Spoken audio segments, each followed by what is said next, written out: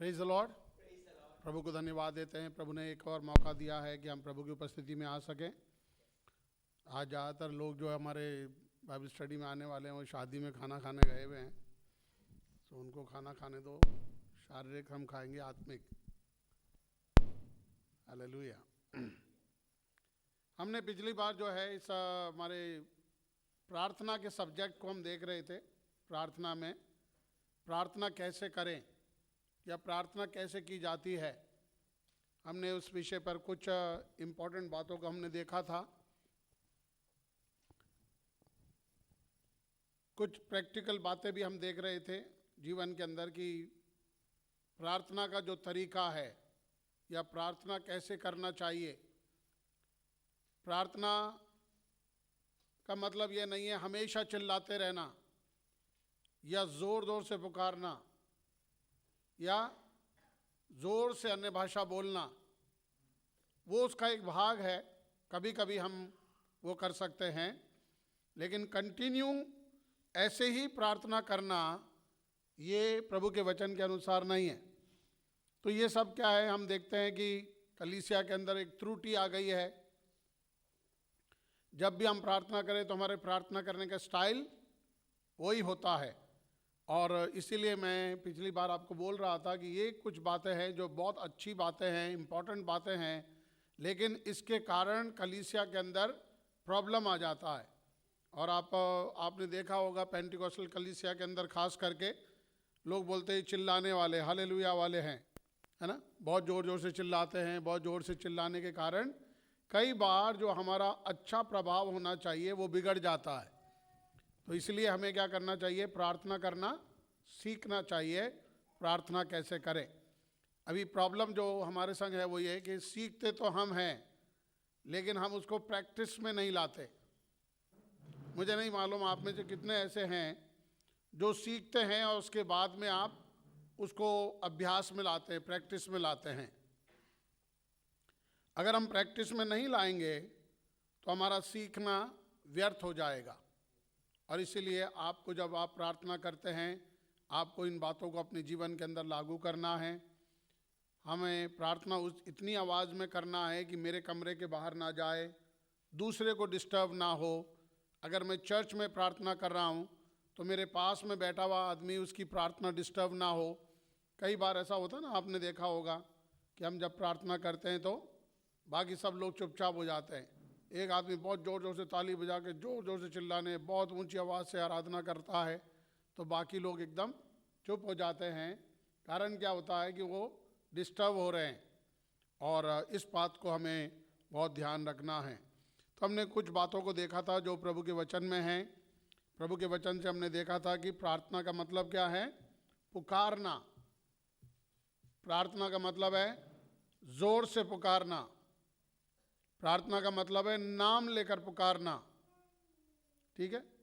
लेकिन मैंने आपको बताया कि ये अलग अलग समय में की गई प्रार्थना के बारे में बोला गया है। जब आप एक प्रॉब्लम में हैं, गड्ढे में गिर गए हैं, तो आप धीरे प्रार्थना नहीं करेंगे। या सहायता के लिए अगर किसी को बुलाएंगे तो हम धीरे से नहीं बुलाएंगे।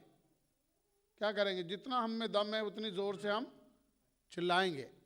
तो ये हमारे जीवन की अलग अलग परिस्थितियों के अंदर की जाने वाली प्रार्थना के बारे में लिखा है। पुकारना का मतलब ज़ोर से चिल्लाना या आह्वान करना या नाम लेकर प्रभु से सहायता मांगना। और ये सब बातें हमने पिछली बार देखी थी। सो हम एक वचन को पढ़ेंगे दोबारा से, फिर आगे बढ़ेंगे।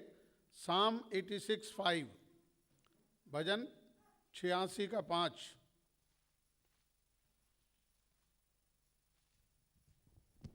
क्योंकि हे प्रभु तू भला और क्षमा करने वाला है, और जितने तुझे पुकारते हैं उन सबों के लिए तू अति करुणामय है। जितने तुझे पुकारते हैं, अभी मैंने आपको बोला ना पुकारना, यहाँ पर जो पुकारना शब्द है, यहाँ पर वो चिल्लाने वाली बात नहीं है। यहाँ पर जो वो बोल रहा है जितने तुझे पुकारते हैं, अर्थात जितने तुझसे प्रार्थना करते हैं। तो मैंने आपको प्रार्थना के वो तरीके बताए।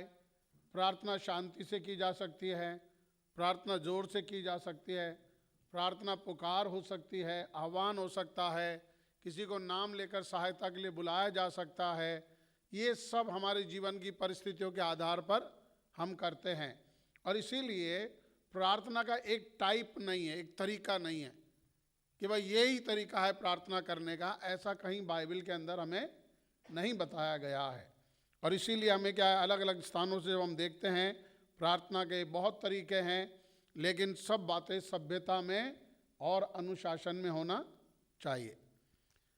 भजन यशाया की किताब उसका 55 अध्याय 55 या 55th chapter and we are going to read verse 1। अहो सब प्यासे लोगों, पानी के पास आओ, और जिनके पास रुपया न हो तुम भी आकर मोल लो और खाओ। दाख मधु और दूध बिन रुपए और बिना दाम ही आकर ले लो। ये वचन जो है अभी हमारे स्पेशल मीटिंग में हमने बहुत अच्छी तरह सुना था, लेकिन यहाँ पर ये प्रार्थना के विषय में बात बोला गया है ना। जितने हम प्रभु के लिए प्यासे हैं, हमें क्या करना है, प्रभु के निकट आना है। और प्रभु के निकट आने से ना हमें पैसे की ज़रूरत है, ना और किसी चीज़ की ज़रूरत है। अगर हम प्यासे हैं तो हमें प्रभु के निकट आने की ज़रूरत है। अभी इसी को जो है इसके छठे वचन में अगर हम आकर पढ़ें, छठे पद में क्या लिखा है, जब तक यहोवा मिल सकता है, जब तक यहोवा मिल सकता है तब तक उसकी खोज में रहो। हाँ, जब तक वह निकट है तब तक उसे पुकारो। अभी ऊपर लिखा है, सब प्यासे लोगों मेरे पास आओ। हम इस वचन को अलग अलग तरीके से देख सकते हैं। मैंने कहा ना, हमने स्पेशल मीटिंग में बहुत ही शानदार तरीके से उन्होंने बोला, लेकिन यहाँ पर प्रार्थना के विषय में लिखा है, हे सब प्यासे लोगों मेरे पास आओ। फिर वो लिखा है कैसे हम ये चीज़ को कैसे प्राप्त कर सकते हैं। उसका तरीका क्या लिखा है कि जब तक यहोवा मिल सकता है तब तक उसकी खोज में लगे रहो, कंटिन्यू लगे रहो। ये प्रार्थना के बारे में बोला है, जब तक वो मिल सकता है हम उसे पुकारें, उससे प्रार्थना करें। इसका मतलब क्या है, एक टाइम है, एक समय है जब परमेश्वर हमको मिल सकता है। हमारे जीवन की आवश्यकता के समय में हमें निराश नहीं होना है, हमें घबराना नहीं है, हमें डरना नहीं है, लेकिन प्रभु के पास हियाव से आना है, हिम्मत से आना है। और क्या करना है, क्योंकि वो मिल सकता है। जब तक वो मिल सकता है तब तक उसे पुकारो, और जब तक वो हमारी सुन सकता है उससे हम प्रार्थना करते रहें, उससे हम प्रार्थना करते रहें। और इसी तरीके से क्या लिखा है, भोजन किसको मिलेगा, पानी किसको मिलेगा, जो प्यासा है। अगर आपके जीवन के अंदर आवश्यकता है, आप प्रभु के पास जाएंगे, और जो प्रभु के पास जाएगा वो पाएगा। आमीन। सो हमारे जीवन के अंदर इन बातों को हमें अच्छी तरह समझना है कि प्रार्थना जो है वो एक ट्रेडिशन नहीं है, रीति रिवाज नहीं है। ठीक है, मैं बहुत बार लोगों से बोलता हूं, अभी जो हम प्रार्थना कर रहे हैं, जो हमारी प्रार्थना करने का जो तरीका है वो एक ट्रेडिशनल प्रार्थना है, एक रीति रिवाज के रूप में प्रार्थना का। रोज सुबह हम उठते हैं, हम प्रार्थना करते हैं, रात को सोते समय हम प्रार्थना करते हैं। कई लोग ऐसा भी सेटअप है कि वो अपने परिवार के संग प्रार्थना करते हैं, है ना। ये सब हमारी क्या है, ट्रेडिशनल प्रार्थनाएं हैं। रोज करना है, एक विश्वासी को प्रार्थना करना चाहिए तो वो प्रार्थना कर रहा है। यहां पर वो प्रार्थना के बारे में नहीं लिखा। कभी कभी क्या होता है, ये ट्रेडिशन से या रीति रिवाज से या हमारे रूटीन प्रेयर से, अगर मैं बोलूं, रीति रिवाज से भी ऊपर एक वर्ड है रूटीन प्रेयर। रूटीन प्रेयर से ऊपर उठकर कभी कभी मैं हृदय से जब प्रभु को पुकारता हूं, वो प्रार्थना फर्क हो जाती है। और ये तब होती है जब हम प्यासे होते हैं, जब हम भूखे होते हैं, जब हमारे जीवन में एक आवश्यकता होती है, जब और दुनिया की कोई ताकत उसकी पूर्ति नहीं कर सकती, तब हम दिल से प्रभु को पुकार उठते हैं। दिल से जब हम पुकार उठते हैं वो एक ऐसी प्रार्थना हो जाती है जिसके द्वारा परमेश्वर हमसे बातें करता है या परमेश्वर हमें आंसर देता है, उत्तर देता है। और हमने पिछली बार देखा था हन्ना की प्रार्थना। हन्ना बहुत टूट गई थी, उसके पति ने एक और शादी कर ली, उसके बच्चे होने लगे और बच्चे होने के बाद में वो उसको चिढ़ाने लगी, वो बहुत टूट गई अंदर से और वो अभी ऐसे लेवल पर आ गई कि उसने कहा मुझे कुछ नहीं चाहिए, सिर्फ मेरे नाम धराई दूर कर दे। और दिल से इतनी खेदित होकर वो प्रार्थना कर रही है कि उसके होंठ तो हिल रहे थे लेकिन शब्द सुनाई नहीं दे रहे थे। तो ये भी एक तरह की प्रार्थना है। प्रार्थना वो कर रही है, रो रो के प्रार्थना कर रही है, हृदय से प्रार्थना कर रही है, लेकिन शब्द नहीं आ रहे बाहर। ठीक है, तो इसलिए मैं आपको बता रहा था, हमेशा जोर से प्रार्थना करना ही प्रार्थना नहीं है, ऊंची आवाज से प्रार्थना करना प्रार्थना नहीं है। कई लोग मेरे पास आके बोलते हैं पादी साहब अभी समझ में नहीं आ रहा, जब मैं प्रार्थना करता हूँ धीरे से तो मुझे नींद आ जाती है, और अगर मैं धीरे से प्रार्थना करूँ तो थोड़ी देर तो मैं प्रार्थना करता हूँ मन ही मन, और थोड़ी देर के बाद मैं डाइवर्ट हो जाता हूँ। और मैं प्रार्थना तो करने बैठा हूँ, मैं प्रार्थना कर रहा हूँ प्रभु धन्यवाद धन्यवाद धन्यवाद धन्यवाद, फिर कोई सोच आ जाता है और मैं पता नहीं कहीं चला जाता हूँ, है ना। तो ऐसे लोगों को फिर हम क्या सलाह देते हैं कि जब भी तुम प्रार्थना करो थोड़ी ऊंची आवाज़ से प्रार्थना करो। ऊंची आवाज़ तुम्हारी निकलना चाहिए, तुम्हारे वर्ड्स बाहर आना चाहिए, जैसे हम रूटीन प्रेयर करते हैं। जब हम प्रार्थना ऐसे रूटीन में करते हैं तब क्या होता है, हमारा मन डाइवर्ट नहीं होता। तो ये क्या है कि हमारे जीवन की स्पिरिचुअल कंडीशन को दिखाता है, हमारी भूख को दिखाता है, हमारी प्यास को दिखाता है। और मैं केवल ये प्रार्थना के लिए नहीं, मैं बहुत बार इसको उपवास के लिए भी बोलता हूँ, है ना। कई बार हम लोग जो है ट्रेडिशनली उपवास करते हैं, फ्राइडे को मैं फास्टिंग, मेरा फास्ट है, ठीक है। मैं बहुत बार लोगों से बोलता हूँ भाई फ्राइडे मेरा फास्ट है, फिर फ्राइडे को आप नौकरी पे जा रहे हो, सुबह आपने कुछ नहीं किया, अपना रूटीन वर्क आप कर रहे हो, जो आपको करना वो सारे काम कर रहे हो, फिर चिल्ला भी रहे हो, बच्चों को भी डांट रहे हो, जो भी हमें करना है, जो भी करना है सब कुछ कर लिया हमने।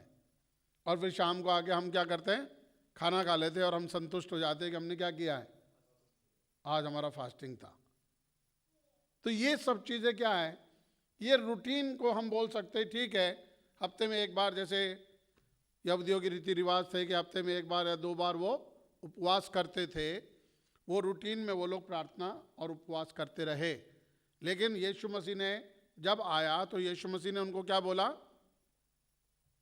बहुत गुस्सा हुआ उनके ऊपर और उनको बोला तुम लोग क्या करते हो, तुम लोगों को दिखाने के लिए प्रार्थना करते हो, तुम्हें चौराहे पर प्रार्थना करना, सभा में खड़े होकर प्रार्थना करना तुम्हें अच्छा लगता है। और फिर यीशु मसीह ने बोला तुम अपना प्रतिफल पा चुके। सो मैं आज आपको कह रहा हूं कि प्रार्थना हमारे लिए बहुत इंपॉर्टेंट एक चीज है, लेकिन हर एक जो इंपॉर्टेंट चीज है उसको हम उसके रूप को बिगाड़ सकते हैं। और इसीलिए हमें शिक्षा की जरूरत है, टीचिंग्स की जरूरत है कि हम सही तरीके से सही दिशा में जाएं।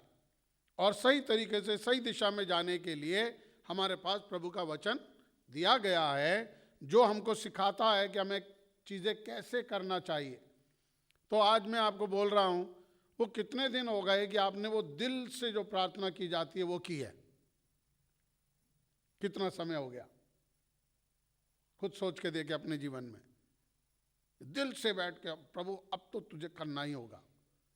और मैं आपको कह रहा हूं, मेरे जीवन का अनुभव यह है कि जब जब मैं इस प्रकार टूटकर प्रभु के सामने आया, हर बार प्रभु ने मेरी प्रार्थना सुनी। कई बार की बात नहीं कर रहा हूं मैं, एवरी टाइम, जब जब मैंने दिल से प्रभु से पुकारा, और छोटी मोटी बातें नहीं, बड़ी बड़ी बातें हमने प्रभु से मांगी हैं और प्रभु ने हमारे लिए की है। इसलिए मैं ज़्यादा रूटीन प्रेयर में विश्वास कम करता हूँ। मैं आपको ये नहीं सिखा रहा हूँ आप प्रार्थना मत करो, आप प्रार्थना करो, लेकिन आप रूटीन प्रेयर से अलग हटकर थोड़ा गहराई में जाओ, थोड़ा गहराई से प्रार्थना करना सीखो। तब क्या होगा, हमारे प्रार्थना का सही उत्तर और समय पर उत्तर मिलना शुरू हो जाएगा।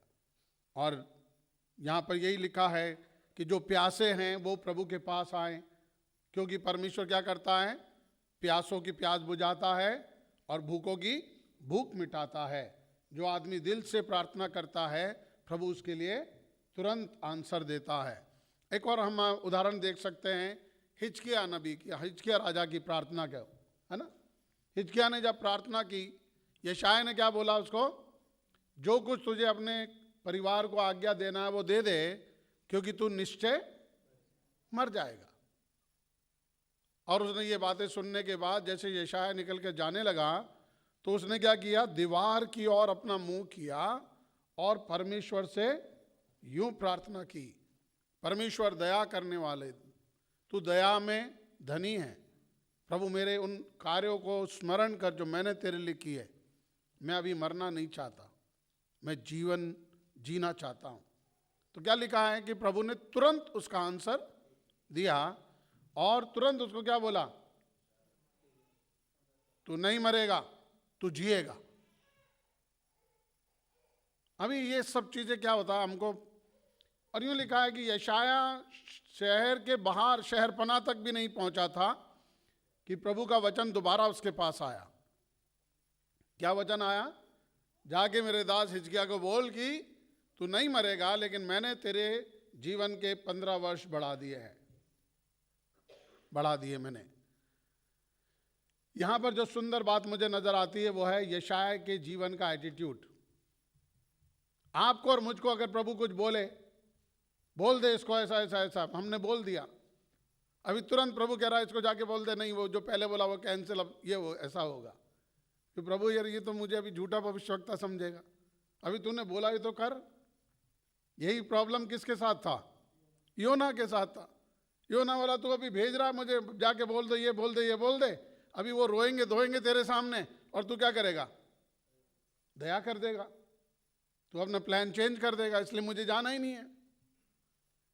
आज आपके और मेरे जीवन के अंदर बहुत सारी चीजें ऐसी होती हैं कि हमको इन चीजों से सीखने की जरूरत है। ये सब हमारे प्रार्थना है, ये एक प्रार्थना करने का तरीका है। प्रभु जो हमसे कह रहा है हमें करना है। मैं पिछले 2 संडे पहले जब मैं वचन बोल रहा था, मैंने आपको बोला हस्बैंड के बारे में, जब मैं बोल रहा था कि परमेश्वर ने यिर्मयाह से क्या बोला, ये मत कहे कि मैं बच्चा हूं, मैं समझदार नहीं हूं, मत बोल, क्योंकि जो मैं तुझे बोलूंगा वो तुझे लोगों को बोलना है, मैं जहां तुझे भेजूंगा वहां तुझे जाना है, और फिर जो कुछ मैं बोलने के लिए बोलूं तो वही बोलना है, इसलिए तुझे अपना दिमाग लगाने की जरूरत ही नहीं है। कितना सिंपल है ना। प्रभु की सेवा अगर हम इस प्रकार करें तो कोई दिक्कत है? दिक्कत कहां आती है? जब हम दिमाग लगाते हैं, मैं क्या करूं, plan number 1, plan number 2, plan number 3, मैं ऐसा करूंगा, मैं सुसमाचार सुनाऊंगा, मैं टीम बनाऊंगा, मैं ऐसे म्यूजिशियन लाऊंगा, मैं ये करूं। तुम्हें कुछ नहीं करना, जो प्रभु ने कहा वही करो। और प्रभु ने क्या बोला है, बताओ कोई, क्या बोला प्रभु ने सेवा क्या किस तरीके से करने के लिए?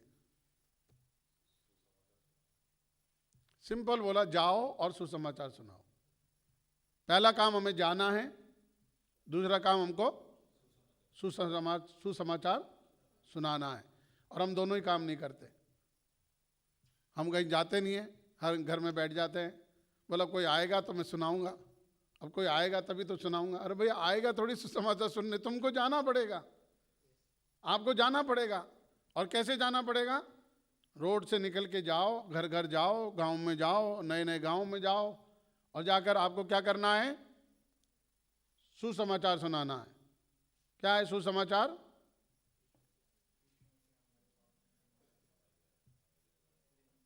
तुम्हारा कर्जा चुका दिया गया है, यू आर फ्री नाउ। तुम्हें बीमारी में, गरीबी में, दुख में, तकलीफ में मरने की जरूरत नहीं है। बस इतनी बात बोलो, आगे निकल जाओ। मैं आज आपको बोल रहा हूं, परमेश्वर के तरीके से अगर हम काम करेंगे हमारा काम इजी हो जाएगा। एक वचन और पढ़ें, रोमियो की किताब के 10वें अध्याय के 12 वचन को हम पढ़ेंगे। रोमी 10:12।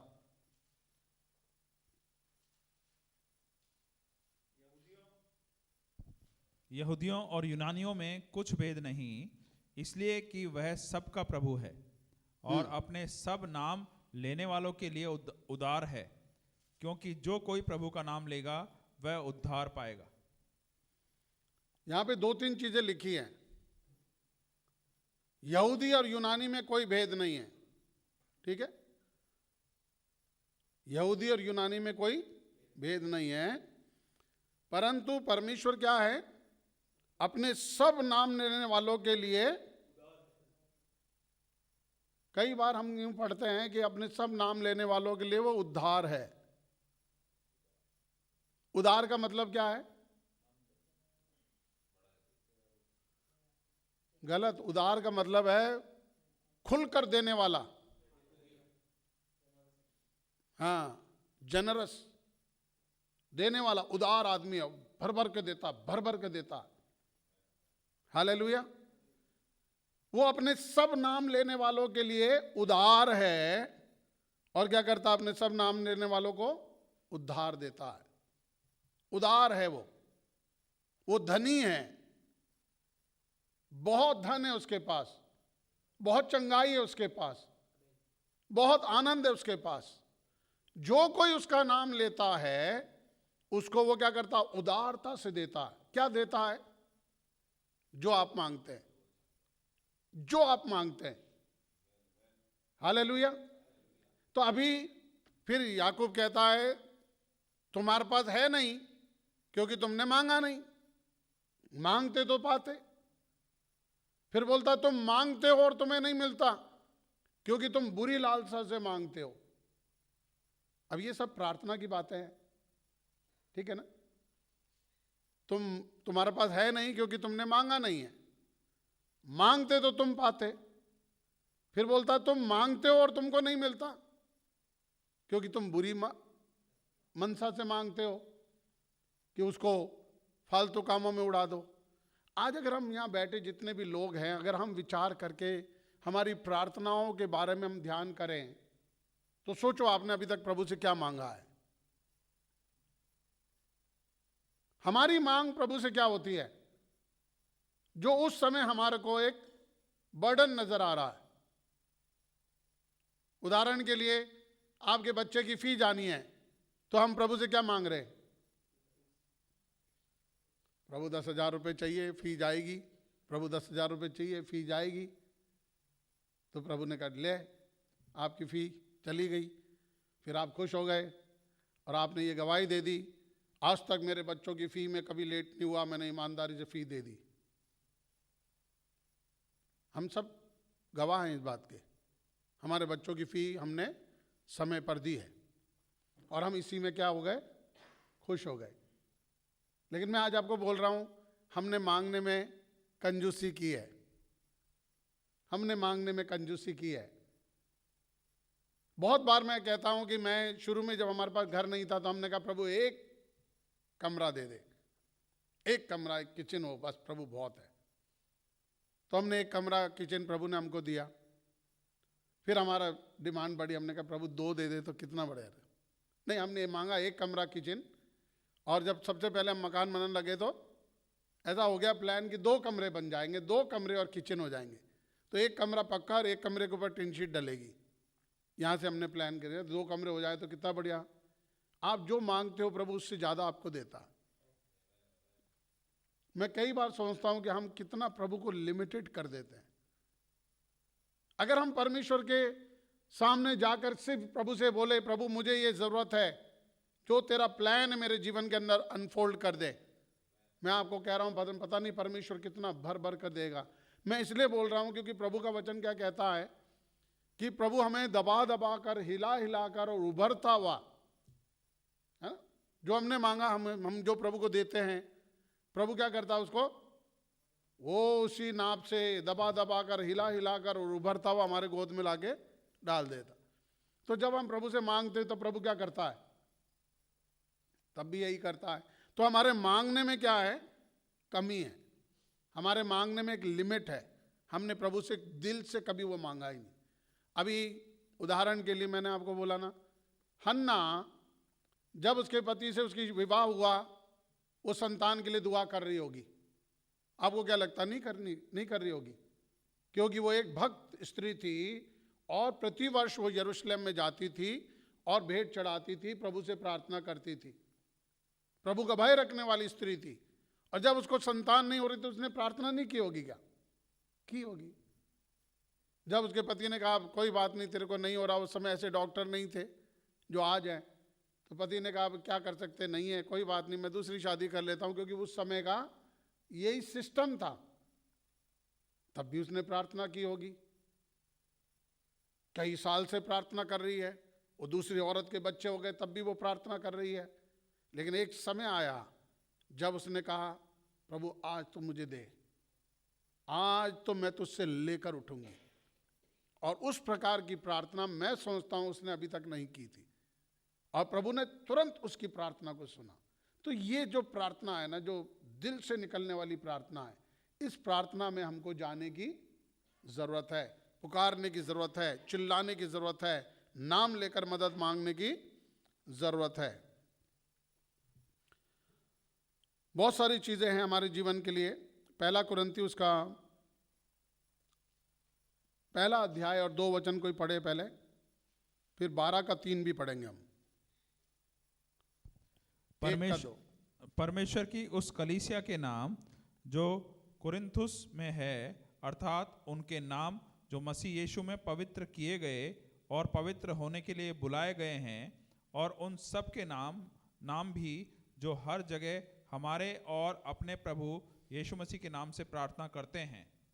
हालेलुया। यहाँ पे लिस्ट है, प्रभु ने हमको बुलाया, पवित्र होने के लिए बुलाया, धर्मी बनाने के लिए बुलाया, और जितने प्रभु के नाम से बुलाए गए वे सब प्रभु से प्रार्थना करने वाले हैं। सब लोग हम दुआ करने वाले हैं, ऐसा कोई भी नहीं है कि हम दुआ नहीं करते। लेकिन मैं आज आपको ये कह रहा हूं, हम दुआ करते हैं, क्या दुआ कर रहे हैं प्रभु से, उसकी एक चेकलिस्ट बनाएं। एक चेकलिस्ट बनाएं कि मैंने प्रभु से क्या मांगा, अभी तक मैंने क्या मांगा। और अगर हमने दिल से प्रभु से कुछ मांगा है, प्रभु ने हमारे लिए किया, और अगर नहीं किया तो उसका कारण हो सकता है, जैसे याकूब कहता है कि तुम मांगते हो और तुमको मिलता नहीं, क्योंकि तुम बुरी मनसा से मांगते हो, बुरी मनसा से मांगते हो। आज मैं आपको उत्साहित करूंगा कि हमारे मांगने के अंदर भी क्या होना चाहिए, मांगने में क्या होना चाहिए, बुद्धिमानी, विजडम।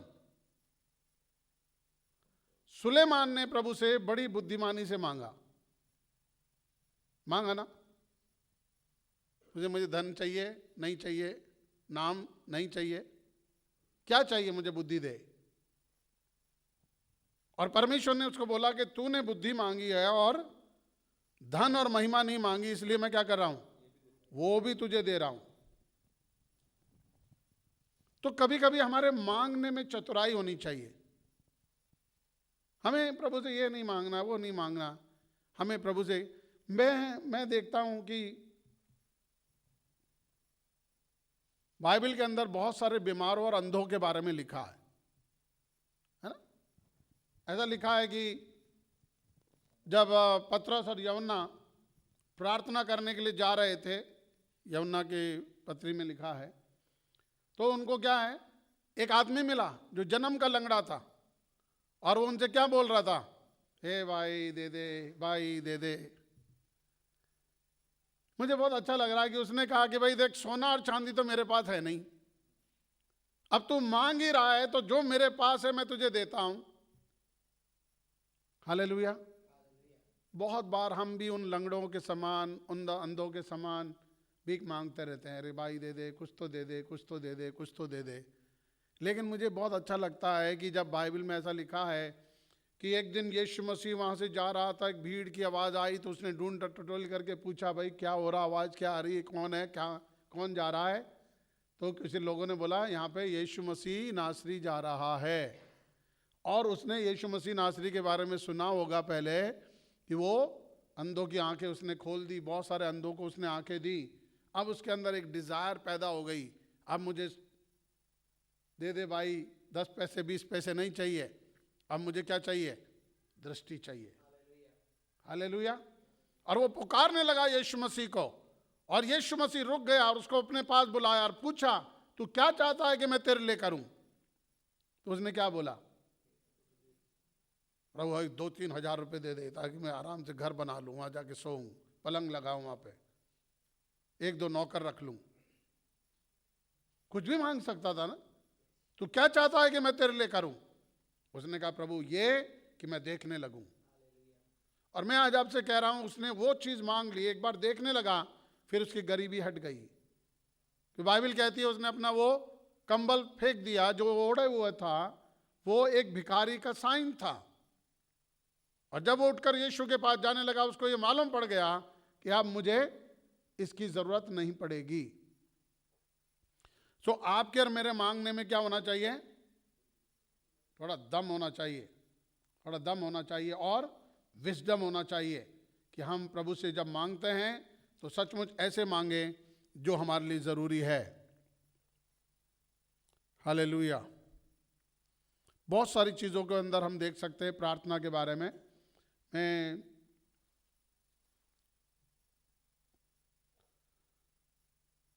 हम लोग प्रभु से जब बुद्धि मांगते हैं, सामर्थ्य मांगते हैं, तो परमेश्वर हमें उदारता से देता है।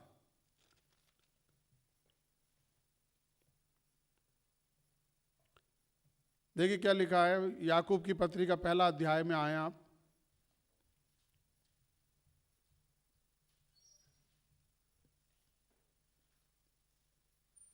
पांच वचन से पढ़े।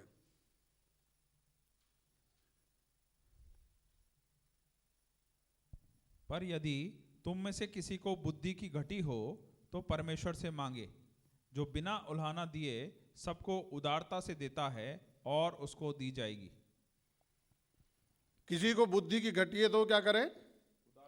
परमेश्वर से मांगे, और परमेश्वर क्या करेगा? उसे उदारता से देगा। लेकिन शर्त है इसमें। 6 वचन पढ़े। पर विश्वास से मांगे और कुछ संदेह न करे, क्योंकि संदेह करने वाला समुद्र की लहर के समान है, जो हवा से बहती और उछलती है। ऐसा मनुष्य यह न समझे कि मुझे प्रभु से कुछ मिलेगा। अब हम प्रार्थना के बारे में सीख रहे हैं, है ना? तो क्या लिखा है? जिसको बुद्धि की घटी है वो प्रभु से मांगे, जो बिना उलाहना दिए उदारता से देता है, और उसको भी दी जाएगी। मैंने एक संदेश कभी सुना था बहुत सालों पहले कि हमारे जीवन के अंदर जो हमें सबसे ज्यादा जरूरत है वो ये है कि हमें अपने जीवन की सिचुएशंस को समझने की जरूरत है। उसके लिए हमें क्या मांगना है? बुद्धि मांगना है। प्रभु मुझे समझा, आखिर मेरे जीवन के अंदर ये ऐसा हो रहा है तो क्यों हो रहा है? मैं बहुत लोगों से मिलता हूं, मैं बहुत लोगों को सलाह भी देता हूं, और मैं बहुत बार लोगों से पूछता हूं। कई बार जब लोग बहुत दुखी हो जाते हैं ना, टूट जाते हैं, वो आते हैं और फिर वो बोलते, पता नहीं हमारे संग ऐसा क्यों हो रहा है भाई साहब, पता नहीं हमारे संगी, खुदा ही शायद हमसे नाराज है, क्या है प्रभु को। तो मैं कई बार उनसे खुद से ये पूछता हूं, आप मुझे बताओ, आपको क्या लगता है आपके जीवन में सिचुएशन क्यों है? कभी आपने सोचा आपके जीवन में जो सिचुएशन है वो क्यों है? सोचते ही नहीं हम। मैंने आपको कहा ना, जैसे जो काम हमें नहीं करना वो काम हम करते हैं, जो करना चाहिए वो हम करते ही नहीं है। आखिर मेरे जीवन की ये सिचुएशन क्यों है? अगर परमेश्वर की ओर से आपको ये मालूम पड़ जाए कि आपके जीवन की ये सिचुएशन क्यों है, तो आपको उसका समाधान भी मिल जाएगा। आप प्रभु के वचन को जब जब पढ़ोगे, मैं कह रहा हूं इतना मुझे इन दिनों में आनंद आ रहा है जब मैं पुराने नियम के नबियों की किताबों को मैं देख रहा हूं।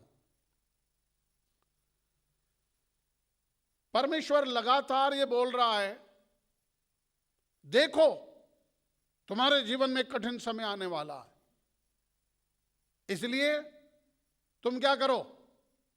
मन फिराओ और इस मार्ग से जाओ, मेरी बात मानो, ये करो, ये करो, ये करो, ये करो। लेकिन लोगों ने नहीं सुना।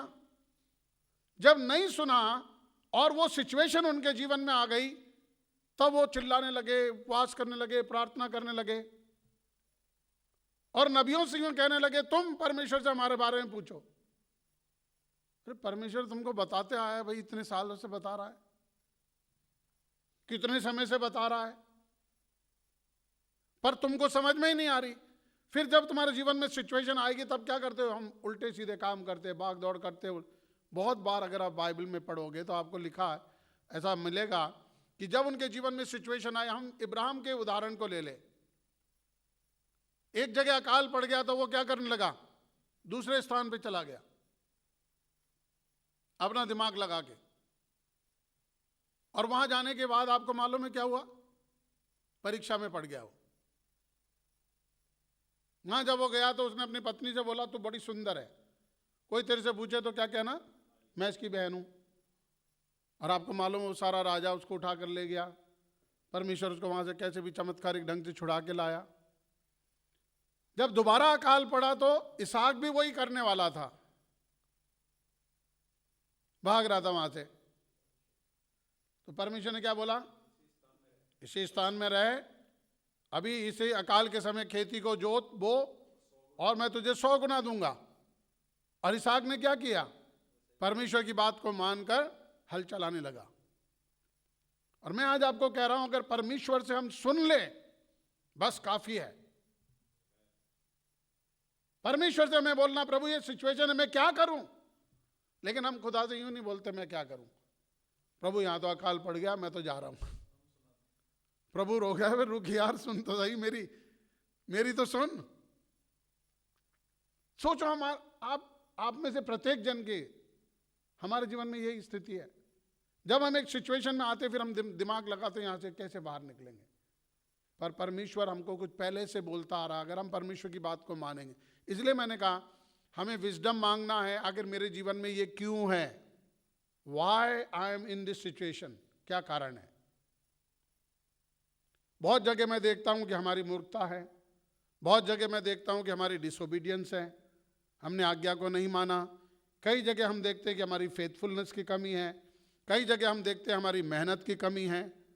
तो जब हम परमेश्वर से मांगेंगे बुद्धि, तो परमेश्वर क्या करेगा? हमें अपनी सिचुएशन समझने के लिए हमारी सहायता करेगा। अगर आपको यह मालूम पड़ जाए कि आपके जीवन की ये प्रॉब्लम क्यों है, फिर आप क्या करेंगे? इसका समाधान कर देंगे, अगर आप बुद्धिमान होंगे तो। इसीलिए आज शाम को मैं आपसे कह रहा हूं कि प्रभु से मांगना है। मैंने पिछली बार जब हमारी टीचिंग हो रही थी, मैंने एक बहुत इंपॉर्टेंट बात आपको बोली थी। हम लोग थोड़े आलसी हैं। आलसी होने के कारण क्या है? हम खुदा के पास खुद नहीं जाते। हम जाते किसके पास? खुदा के दासों के पास जाते, और खुदा के दासों से पूछते, सर बताइए आप क्या करें। आप सब लोग जितने बैठे हैं ना, आप सबका जो जीवन है ना, अभी जहां आप खड़े हो ना, वो इसी तरीके से आप आए हो। आप नए थे, आप एक आदमी के पास गए, और गलती से आपको जो जिस दास के पास आप जा रहे हो वो दास थोड़ा टेढ़ा दास मिल गया ठीक है, तो उसने आपको ज्ञान दे दिया, बेटा ऐसा कर, और आपने तो ईमानदारी से जो उसने बोला वो किया। लेकिन वो करने के कारण आप क्या हो गए? बर्बाद हो गए। सोच के देखो, विचार करके देखो।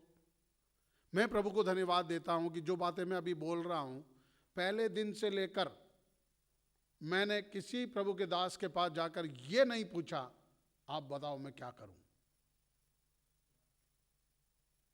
मैंने ये जरूर बोला,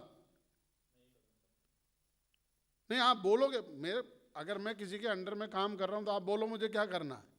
I am serving the Lord, I will never ask you. कभी नहीं मांगूंगा आपसे, पैसे नहीं मांगूंगा, कभी ये नहीं बोलूंगा, इफ नहीं बोलूंगा। लेकिन कहीं भी प्रभु ने मुझे भेजा उससे पहले मैंने बहुत प्रार्थना की, और जब मैंने प्रभु से वचन पा लिया तभी मैं उसके पास गया। और उसके पास जाने के बाद मुझे कोई डाउट नहीं हुआ। मैं अपनी गवाही बता सकता हूं, कई जगह में एसोसिएट पास्टर बन के रहा, मुझे कभी वचन नहीं बोलने देते थे, यही कहा झाड़ू पोछा करते रहो। कई बार मन में ऐसा आया क्या यही काम करने के लिए बुलाए गए क्या, लेकिन तब मैं याद करता कि नहीं, मैंने दुआ की थी, प्रभु ने कहा जा, तो वहाँ प्रभु मुझे ट्रेनिंग में है, प्रभु मुझे कुछ सिखा रहा है। और मैं आज आपको फिर बोलता हूँ, अगर आपने परमेश्वर की ओर से सुना है, आप निराश नहीं होंगे, कंफ्यूज नहीं होंगे। लेकिन हमारे हमेशा क्या रहता है, आप बोलो, आप बोलो, आप बोलो। पत्नी तू क्या कहती है, बेटा तू क्या कहता है। पत्नी और बेटा से पूछने के लिए हमें नहीं बुलाया, हमें खुदा से पूछने के लिए बुलाया। तो यहां लिखा है कि पर उसके मांगने में क्या है, परमेश्वर से मांगे बिना उलाना दिए उदारता से देता है और उसको दी जाएगी, पर शर्त है विश्वास से मांगे और संदेह ना करे। विश्वास से मांगे और संदेह ना करे। ये संदेह के ऊपर मैं आपको अभी बीच में बता देता हूं, आप लोगों के लिए, वैसे संडे को शायद मैं बोलूंगा। आपको प्रभु के वचन पे कितना विश्वास है। कई बार अभी हमको आइडिया नहीं है।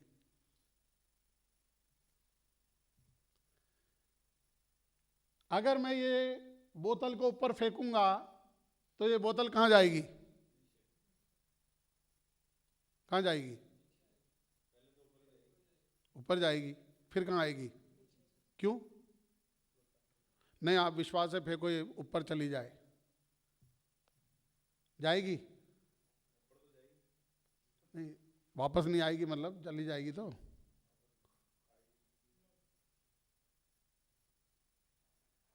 परमेश्वर के वचन पर भी आपको इतना विश्वास होना चाहिए। अगर मैंने वचन बोल दिया, वो अपना काम करेगा।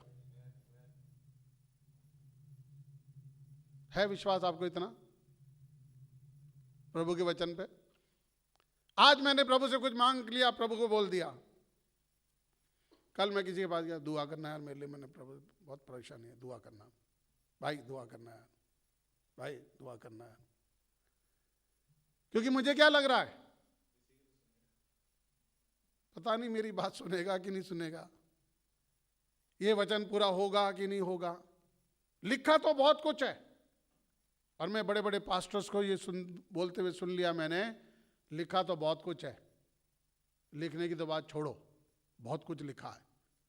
लेकिन मैं आज आपको ये बोलता हूँ, मेरा ऐसा विश्वास है, जो कुछ लिखा है वो ऐसा ही है कि मानो ये बोतल जब मैं ऊपर फेंकूंगा, मुझे पूरा विश्वास है, मैं शर्त लगा लूंगा, 1000 रुपए की, 10,000 रुपए की, 1 लाख रुपए की, मैं इसको ऊपर फेंकूंगा, तू फेंक दे, ये नीचे आएगा। आप कभी प्रभु के वचन के ऊपर आपको इतना अटूट विश्वास है कि मैंने कह दिया हो जाएगा, और जिस दिन आपका ऐसा अटूट विश्वास हो जाएगा, उस दिन आपके लिए चमत्कार होना शुरू हो जाएंगे। हमारे जीवन में हम विश्वास तो हम करते हैं, लेकिन हमारे विश्वास का एक लिमिट है। पता नहीं होगा कि नहीं होगा, प्रभु ने मेरी प्रार्थना सुनी कि नहीं सुनी। अगर प्रभु तूने नहीं सुनी हो तो मैं कुछ दूसरा तरीका अपना लेता हूं, है ना। खास करके अगर आपका कोई एक बंदा, उदाहरण दे रहा हूं, प्रभु कभी ना करे, आपके किसी एक बंदे को अगर कोई पुलिस वाला पकड़ के ले गया, वो अंदर बंद है ना। आपने प्रार्थना की, आपने वचन घोषणा की, आपने सब कुछ प्रार्थना की, उसके बाद क्या करेंगे, बैठ जाएंगे। फिर आप दिमाग लगाएंगे, वकील के पास जाएंगे, जज के पास जाएंगे, अप्रोच लगाएंगे, कोई पुलिस वाले को ढूंढेंगे। क्या नहीं, हम जो कुछ कर सकते थे सब कर डालेंगे। लेकिन मैं आज आपको कह रहा हूं, प्रभु का वचन क्या कहता है। प्रभु का वचन ये कहता है, अगर मैं विश्वास करूंगा, परमेश्वर मेरे लिए काम करेगा। अभी डाउट परमेश्वर के वचन पे नहीं है, डाउट आपके विश्वास और आपके उस कथन के अनुसार आप कर रहे हैं कि नहीं कर रहे, आपके अंदर वो कॉन्फिडेंस है कि नहीं है। इसीलिए हम कंफ्यूज रहते हैं। लेकिन प्रभु का वचन ऐसा है, जब ऊपर फेंकोगे ये नीचे आएगा, परमेश्वर वचन को पूरा करेगा।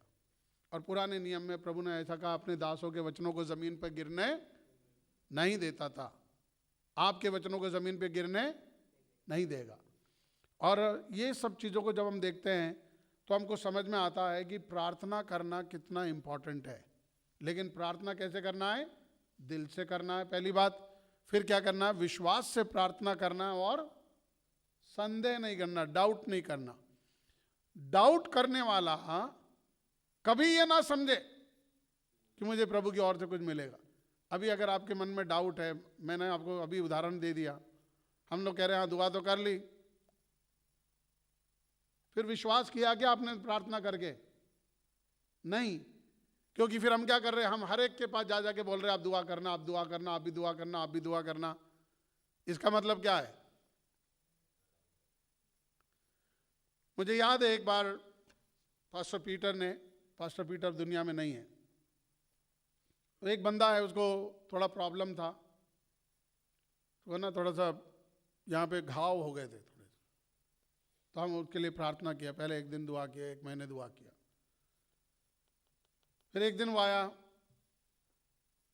पास्टर ने बोला दुआ करने वाला कोई किसी को दुआ कराने तो आ जाओ। वो भी आ गया, बुढ़ा आदमी था।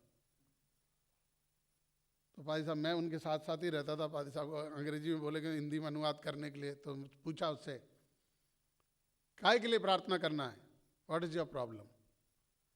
तो उन्होंने कहा the same old problem, the same old problem. तो पास्टर साहब ने बोला I am not going to pray for the old problem, I already prayed for it, now you have to believe. पादी साहब ने उसके लिए दुआ नहीं की। इतना गुस्सा हो गया, इतना गुस्सा हो गया, इतना गुस्सा हो गया, उसने चर्च छोड़ दिया। उसके बाद वो कभी चर्च लौट के नहीं आया। मेरे को कई बार मिला, मैं उनके पास जाता था उनके घर मिलने, मेरे को बहुत प्यार करते थे। बोले अरे मेरे को प्रॉब्लम है, जब तो मैं दुआ कर, मैं मजाक थोड़ी कर रहा हूँ। मैं उनको समझाया, मैंने कहा आप बिल्कुल सही कह रहे हो, पादी साहब ने भला दुआ की तुम्हारे लिए, अभी आपको विश्वास करना है। लोगों को समझ में नहीं आता, और वो आदमी प्रभु को छोड़कर चला गया। उसके बाद कभी चर्च नहीं आया, अपने विश्वास में रहा, क्रिश्चियन बंदा था। लेकिन मैं आज आपको कह रहा हूं, आपके और मेरे जीवन की भी हकीकत यही है। आज हम प्रार्थना कर रहे हैं तो क्या प्रार्थना कर रहे हैं? वही बात है। अगर आप आज सुबह जो आपने प्रार्थना की उसको अगर आप रिकॉर्ड कर लें, और कल सुबह जब आप प्रार्थना करेंगे तो उसमें देखना कितनी प्रार्थना वही है। मुझे ये लगता है आदमी 2 घंटे प्रार्थना कर कैसे सकता है? आज 2 घंटे, कल 2 घंटे, फिर परसों 2 घंटे, फिर नरसों 2 घंटे। अगर आप देखेंगे तो उनके पास क्या है, वही लिस्ट बनी है, वो रोज उसके लिए प्रार्थना करते।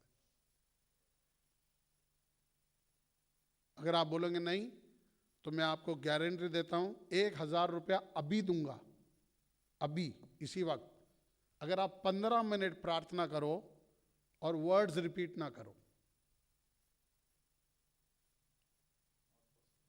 सिर्फ 15 मिनट, आपके वर्ड्स रिपीट नहीं होना चाहिए,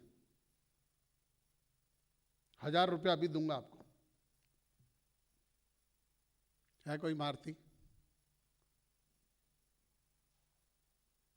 तो हमारे को ये सीखना है। मैं वही बातें रिपीट कर रहा हूँ, प्रभु मेरे बच्चे को आशीष देना, मेरी बीबी को आशीष देना, मेरे परिवार को आशीष देना, मेरी सेवकाई को आशीष देना। फिर सेवकाई में 20 लोग हैं, विनोद को आशीष देना, तो इसको आशीष देना, तो जॉन शेखर को आशीष देना, तो मनीष को आशीष देना, तो दलबीर को आशीष देना। खुदा बोले यार दे दी ना, अब क्या, और रोज ही मांगेगा क्या आशीष? कितनी आशीष मांगेगा? मैं आज आपसे बोल रहा हूँ, हमारे ये रूटीन प्रेयर जो हमारा एक ट्रेडिशनल प्रेयर है, उससे बाहर निकलो और कभी कभी दिल से प्रार्थना करो कि प्रभु आज तू लोगों को छू ले, कुछ स्पेशल काम कर। मैं कई बार लोगों को ये चैलेंज करता हूँ, बहुत प्रार्थना करने वाले बचपन से आप प्रार्थना करके आ रहे है ना। समझो निशी के उदाहरण ले ले हम, निशी मेरे को आँख खोल के दे, नहीं बचपन से संडे स्कूल से पढ़ के आई है अभी तक। नेतन संडे स्कूल से पढ़ के आया है। 3 मिनट प्रार्थना करो, hallelujah, praise the Lord, repeat मत करना। करोगे? घर जाके करके देखना आज मम्मी के सामने 3 मिनट। हमारी प्रार्थना कैसे होती है? हालेलुया हालेलुया प्रभु परमेश्वर धन्यवाद, हालेलुया हालेलुया परमेश्वर धन्यवाद। अरे हो गया ना हालेलुया, आगे की बात बोलो ना। पिता परमेश्वर, पिता परमेश्वर, पिता पेशर, पिता पेशर, पिता पेशर, एक आदमी हमारे बीच में वो पिता पेशर बोलता है, परमेश्वर नहीं बोलता, पिता पेशर। तो मैं आपको क्या प्रार्थना सिखा रहा हूं। मैं, अगर आप प्रार्थना कर रहे, कोई वर्ड रिपीट नहीं होना चाहिए। ऐसे अगर आप प्रार्थना करना सीखो, मैं आपको कह रहा हूं आपकी प्रार्थनाएं सुंदर होंगी, सुनने वाला आशीष पाएगा। आज अगर हमारे जीवन के अंदर हम यहाँ हैं, हर दिन जब आप प्रेयर करते हो, आपके स्टार्टिंग पॉइंट फर्क होना चाहिए। करके देखो। हम जैसे कहीं करते ना, धन्यवाद धन्यवाद धन्यवाद, कई लोग तो धन्यवाद से ही होते हैं शुरू। कई लोगों की प्रार्थना होती है इब्राहिम, इसहाक और याकूब के परमेश्वर, तो वहीं से शुरू होती है हर बार। अलग अलग तरीके से, अलग नाम से शुरू करो, अलग तरीके से प्रार्थना करो, परमेश्वर आपको बहुत आशीष देगा। तो हमने ये सीखा है, प्रार्थना करने के तरीकों को हम सीख रहे हैं। प्रार्थना कैसे करें, दिल से प्रार्थना करना इम्पॉर्टेंट है, ठीक है। मैं किसी का नाम लेता हूँ तो ये नहीं है कि वही, मैं आप में से हर एक को चैलेंज कर रहा हूँ, 1000 रुपया दूंगा बिना नाम ले, बिना रिपीट करे, अगर आप 15 मिनट दुआ करके मुझे दिखाएंगे। तो खाली निशी को और नेतन को ही देखने की ज़रूरत नहीं है, हम सब, निशी की मम्मी भी है उसमें, ठीक है। हम सब की आदत है, लेकिन अगर आप कोशिश करोगे तो आपकी आदत चेंज हो जाएगी। सो मैं आज आपको चैलेंज कर रहा हूँ इन बातों के लिए। हमें प्रभु के वचन के अनुसार करना है, अपनी आवाज़ को लिमिटेड रखना है। जब आप रोज़ प्रार्थना करते हैं, जब आप रोज़ जाते हैं, जब आप चर्च में प्रार्थना करते हैं, आपका बहुत चीज़ें सिस्टमेटिक होने की ज़रूरत है। प्रभु से मांगे, प्रभु हमें बहुत आयत से देगा। प्रार्थना करें। प्रभु जी, हम आपको धन्यवाद देते हैं क्योंकि हम जानते तेरे वचन एक अथाह खान के समान है, खदान के समान है। हम इसमें जितना खोदते हैं उतना हमको मालूम पड़ता है कि हम कुछ नहीं जानते। हमें ऐसा लगता है कि हम सब कुछ जान गए हैं, तेरे वचन को हमने सीख लिया है, लेकिन अभी भी प्रभु हम बहुत सारी बातों में, गलत बातों में, गलत तरीके से प्रार्थना करना, उपवास करना, वचन को पढ़ना, वचन को क्लेम करना, बीच बीच में कभी वचन को बोल दें, कहीं जहाँ जोड़ नहीं है वहीं पे वचन को डाल देते हैं। हम दुआ करते हैं हमें बुद्धि और समझ दे, हमारे जीवन की परिस्थितियों को समझने में हमारी सहायता कर। प्रभु तूने हमें बुलाया, तेरे बेटा करके हमें बुलाया है। आज अगर हमारे जीवन में दुख है, तकलीफ है, निराशा है, प्रभु हम आपसे पूछते हैं, हमें बताइए क्यों ऐसा है।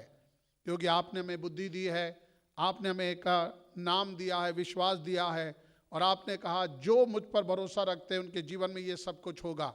आपका वचन कभी असफल नहीं होगा, हम विश्वास करते हैं। अगर हमारे जीवन में कुछ असफलताएं हैं तो उसके लिए हमें बुद्धि दे कि हम समझे उसका कारण क्या है, और उन क्षेत्रों का मजबूत करें ताकि हमारे जीवन से वो सारे श्राप निकल जाएं और हम आपकी महिमा का कारण बने।